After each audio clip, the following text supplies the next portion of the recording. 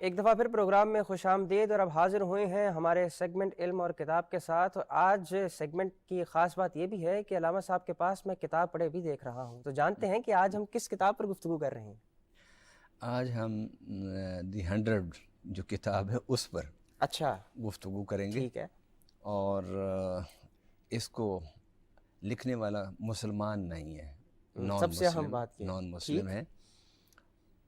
اس نے 100 بڑی شخصیات جنہوں نے انسانیت کی خدمت کی، اچھا، ٹھیک، ان کا انتخاب کیا، اور ان شخصیات کے قوائف وغیرہ جمع کرنے کے بعد جب اس نے ترتیب دی جی، تو اس ترتیب میں اس نے سب سے پہلے نام لکھا میرے آقا صلی اللہ علیہ وسلم کا، واہ، ٹھیک، اور اس کے بعد دوسرا نام اس نے نیوٹن کا لکھا جو اچھا، سائنسدان تھا۔ اب اس نے بڑا تبصرہ کیا، اس کو جسٹیفائی کرنے کی کوشش کی کہ میں مسلمان نہیں ہوں، میں تو مجھے اس شخصیت کا نام لانا چاہیے تھا کہ جس کا میں امتی ہوں، یا جس کا میں نام لیتا ہوں، جن کا کلمہ پڑھتا ہوں، جن کو میں فالو کرتا ہوں۔ ٹھیک ہے، لیکن اس نے کہا کہ مجھے عظمت کے وہ پہلو جو حضرت محمد صلی اللہ علیہ وسلم کے کردار میں، ان کی افکار میں مجھے نظر آئے، وہ مجھے دوسروں میں نظر نہیں آتے۔ بالکل ٹھیک۔ وہ اس کتاب کا جو مصنف ہے مائیکل ہارٹ، اس نے بڑے واضح لفظوں میں لکھا ہے کہ میں یہ سمجھتا ہوں کہ اس دنیا میں جو سب سے زیادہ متاثر کن شخصیات ہیں وہ سائنسدانوں کی ہیں۔ اچھا، ٹھیک، اور ان سائنسدانوں میں سب سے زیادہ جس سے وہ متاثر تھا وہ نیوٹن تھا۔ ٹھیک، وہ یہ کہتا ہے کہ دنیا میں جب بھی کوئی بڑی تبدیلی آئی ہے، وہ بڑی تبدیلی سائنس کی بنیاد پر ہی آئی ہے۔ ٹھیک، مثلاً اس نے ذکر کرتے ہوئے کہا کہ مجھے نہیں پتا کہ پہیہ ایجاد کرنے والا کون ہے، لیکن پہیے کے ایجاد ہونے سے پہلے انسانی زندگی بہت سلو تھی، ٹھیک، بہت آہستہ تھی، لیکن اس کے ایجاد ہونے کے بعد انسانی زندگی میں ایک بڑا تغیر اور تبدل آیا، سفر میں بھی اور ٹرانسپورٹنگ میں بھی۔ بالکل ٹھیک۔ اس کے بعد وہ کہتا ہے کہ جب بھی پھر کسی سائنسدان نے کسی چیز کو اللہ کے اس کائنات میں مخفی جو راز ہیں، جو قوانین ہیں، ان کو دریافت کرنے کے بعد جب اسے انسانی زندگی میں لاگو کیا تو اس سے پھر انسانی زندگی بدلی۔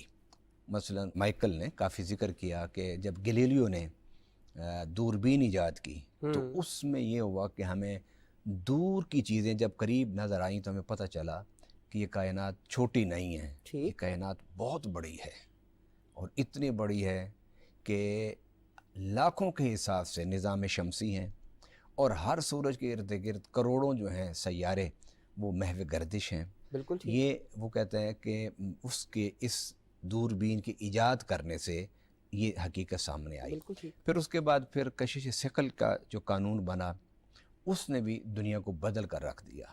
اب آپ دیکھیے گزشتہ صرف 15 سال میں انسانی زندگی میں ہر سطح پر بڑی تبدیلی آئی، اور وہ تبدیلی بھی انہی سائنسی بنیادوں پر آئی۔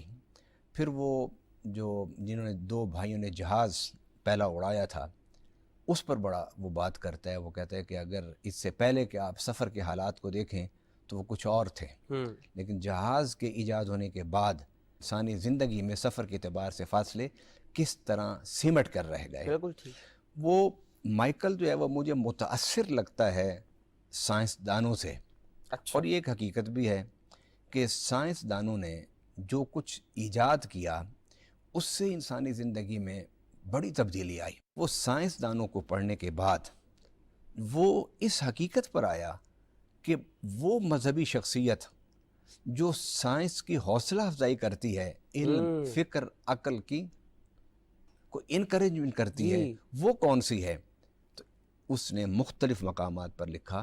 وہ کہتے ہیں ٹھیک ہے سائنس کی نشأت ثانیہ یورپ سے ہوئی ہے، بالکل ٹھیک، لیکن یورپ سے ہونے کا یہ نہیں مطلب کہ اس وقت جو رائج مذہب تھا یورپ میں اس نے اس کی حوصلہ افزائی کی۔ دیکھیں افراد تو حوصلہ شکنی کرتے ہیں، ہمارے ہاں پہ مسلمان جب بھی کوئی نئی چیز ایجاد ہوتی ہے تو حوصلہ شکنی ہی کرتے ہیں، لیکن بات ہے کہ قرآن جو ہماری کتاب ہے وہ کیا کہتی ہے، وہ اس حساب سے کہتے ہیں، وہ کہتے ہیں عہد نامہ جدید میں اور عہد نامہ قدیم میں کسی جگہ بھی کائنات کو تسخیر کرنے کی بات نہیں ہے، اچھا اور بالخصوص وہ کہتے ہیں عہد نامہ جدید میں کہیں بھی علم، فکر، تحقیق، جستجو، تسخیر اس کی بات نہیں ملتی۔ ٹھیک، ہاں عہد نامہ جدید میں سینٹ پال نے اور باقیوں نے، متی نے اور لوکا نے جو کچھ بیان کیا اس میں، وہ انہوں نے حضرت مسیح سے سن کے بیان کیا، اور سننے کے بعد وہ زیادہ تر نصیحتیں تھیں کہ اخلاق اچھا ہونا چاہیے، عاجزی ہونی چاہیے، لوگوں کے حقوق کا خیال ہونا چاہیے، اس قسم کی باتیں تھیں۔ اور ویسے بھی حضرت مسیح علیہ السلام جو تھے ان کو وقت بہت تھوڑا ملا تھا، اچھا اور جب وہ دنیا سے گئے تھے تو گنتی کے چند لوگ ان کے فالوور تھے۔ اچھا اور خود یہ مائیکل کہتا ہے، وہ کہتے ہیں گو حضرت مسیح علیہ السلام نے ایک نئے مذہب کی بنیاد تو رکھی مسیحیت کی، لیکن وہ خود بڑے دیندار یہودی تھے، اور یہ اچھا حقیقت ہے۔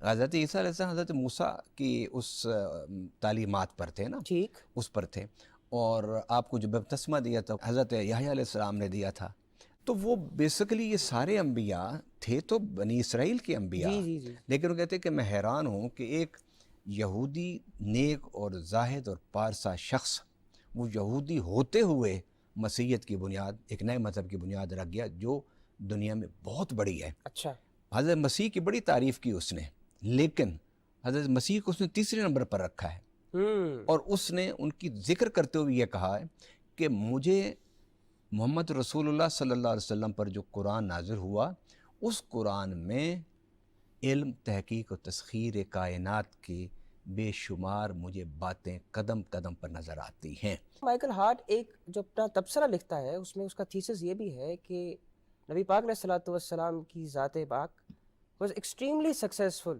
بلکہ supremely successful in both religious and secular levels. وہ یہ کہتا ہے کہ دنیا اور دین دونوں لیولز پر آپ سب سے کامیاب شخصیت ہے۔ میں چاہوں گا کچھ اس پر روشنی ڈالیں۔ یعنی اس نے مذہب اور سیاست، جی دین دنیا کا لفظ نہیں ہے، مذہب اور سیاست میں جو آپ کی جدوجہد تھی وہ کامیاب ہوئی، ٹھیک، اور وہ مذہبی جدوجہد کی کامیابی میں وہ اس کتاب میں گوتم بدھ کو اور نبی پاک صلی اللہ علیہ وسلم کو دو مذہبی شخصیات کو شمار کرتا ہے کہ جو مذہبی اپنی جدوجہد میں کامیاب ہوئی۔ اچھا اور سیاسی جدوجہد میں ریاست نبی پاک صلی اللہ علیہ وسلم نے قائم کی، اور پھر اس ریاست کی وسعت کی بنیاد بھی میرے آقا صلی اللہ علیہ وسلم کی حیات طیبہ میں رکھ دی گئی تھی۔ اچھا جو حضرت اسامہ کا جو لشکر تھا وہ اس وقت کے سپر پاوروں کو تنبیہ کرنے کے لیے میرے آقا نے ترتیب دیا تھا۔ تو مائیکل جو ہے نا، وہ اس میں تو کوئی شک نہیں کہ اگر ہم آیتیں پڑھنا شروع کر دیں کہ حضور کی عظمت و عظمت، اس میں تو کوئی گنتی نہیں ہے، لیکن ہم نے کوشش کرنی ہے کہ وہ بنیادیں ہم اپنی نوجوانوں کے سامنے رکھیں کہ جن بنیادوں کو سمجھنے کے بعد وہ اس حقیقت کی طرف آ جائیں کہ ہمارے پاس بے شمار دلائل ہیں عقلی، فکری اعتبار سے، مذہبی اور سیاسی اعتبار سے، کہ حضور صلی اللہ علیہ وسلم سے بڑا انسان نہ ہوا ہے نہ ہوگا۔ ٹھیک، اب وہ یہ کہتے ہیں کہ آپ اگر مذہبی اعتبار سے دیکھیں تو حضور صلی اللہ علیہ وسلم کے جو مذہب کی بنیادیں تھیں اس پر بھی فتوحات ہوئیں۔ مثلا آپ کا انڈونیشیا اور ملیشیا سارا، وہاں کوئی لشکر کشی نہیں ہوئی، ٹھیک، وہ بغیر کسی لشکر کشی کے ہو گیا۔ وہاں تاجر گئے اور انہوں نے مذہبی طور پر لوگوں کو مائل کیا اور روحانی تعلیم دی، مسلمان ہو گئے۔ پھر کیونکہ اسلامی ریاست تھی، اور اسلامی ریاست جو ہوتی ہے یا کوئی بھی ریاست، وہ دو کام ضرور کرتی ہے، ایک کام اپنی ریاست کا تحفظ اور دوسرا اپنی سرحدوں کی حفاظت۔ ٹھیک، اگر سرحدوں پر کوئی خطرہ ہو تو ان خطرات کو مٹانے کی کوشش اس زمانے میں جس انداز سے کی جاتی تھی وہ یہ تھی کہ دعوت دی جاتی، ان کو پرامن رہنے کی تلقین کی جاتی، اگر وہ پرامن نہ رہتے تو پھر ان کے ساتھ جنگ کی جاتی۔ ٹھیک، اب خود مائیکل نے تجزیہ کیا ہے، میں مائیکل کو ہدیہ سلام پیش کرتا ہوں کہ اس نے اپنی تحقیق سے انصاف کیا ہے۔ کوئی ہمارے میرے آقا صلی اللہ علیہ وسلم کو کوئی اس نے کوئی پاس مارک نہیں دیا ہے ٹھیک، کہ بھئی ہاں بھئی میں اس لیے اوپر لا رہا ہوں، کوئی دنیاوی مفاد مطلب نہیں۔ حضور صلی اللہ علیہ وسلم اس سے بھی بلند ہیں جو اس نے کہا۔ ٹھیک، وہ یہ کہتا ہے کہ हजूर से पहले भी रियासतें तो कायम हुई थी। हज़रत दाऊद अलैहिस्सलाम के पास रियासत थी, ठीक। हज़रत सुलेमान अलैहिस्सलाम के पास रियासत थी, हज़रत यूसुफ के पास भी रियासत थी। लेकिन फिर हजूर सल्लल्लाहु अलैहि वसल्लम की रियासत बनाने को इतनी अहमियत क्यों दी जाती है? वो कहता है ये देखो कि इन पैगंबरों ने अगर रियासतें कायम की तो उन कौमों में जिनकी सदियों से एक महज़ब, एक तहज़ीब उनके यहाँ चल रही थी, अच्छा। उनके यहाँ इल्म, आप यूसुफ सलाम का ज़माना जब आप अजीज़ मिस्र बने और मिस्र के सकाफ़त और उसका तामीर, उसका तालीम, उसको देख लें, वो बहुत अच्छी थी। ठीक। बात सिर्फ ये थी ना कि शिरक आ गया था उनमें। लेकिन कहते हैं इसके बिलमुकाबिल आप मक्का के हालात को देखें तो मक्का में ना कोई सकाफ़त थी बहुत बड़ी, ना कोई बड़ी बिल्डिंगें, ना बड़ी इमारतें, ना कोई बड़ी तामीर, ना कोई तालीमी इदारे, कुछ भी नहीं था। एक यूँ समझ लें कि जंगली ठीक। माशरा था, कबायली सोच थी, लड़ाई जंग रहती थी, गैर मुनज़्ज़म लोग थे, मुंतशिर लोग थे। इनको इकट्ठा करके एक रियासत को कायम कर देना, ऐसी रियासत वो कहते हैं मैंने ज़िंदगी में कभी नहीं देखी। अच्छा, उसके बाद वो कहते हैं कि दुनिया में फ़ातह बड़े हुए हैं, ठीक। उनमें मेरे आका सल्लल्लाहु अलैहि वसल्लम का नाम लेता है वो, मसलन चंगेज़ खां का।